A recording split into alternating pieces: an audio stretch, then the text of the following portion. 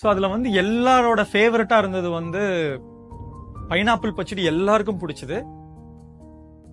அது என்னன்னா, ஒரு காய் பழமா இருக்கிற ஒரு மீடியம் இது ரேஞ்சில் இருக்கிற பைனாப்பிளை சோஸ் பண்ணி பொடி பொடியா கட் பண்ணி தேங்காய், வரமிளகா, ஜீரகமா வந்து அரைச்சு நல்லா தேங்காய் எண்ணெய், கடுகு, வரமிளகா, கருவேப்பிலை போட்டு தாளிச்சு அதை வந்து அதுல வந்து ஸ்லோ ஃப்ளேம்ல வந்து குக் பண்ணணும். ரொம்ப குக் பண்ணக்கூடாது. ஒரு 50% தான் குக் பண்ணணும்.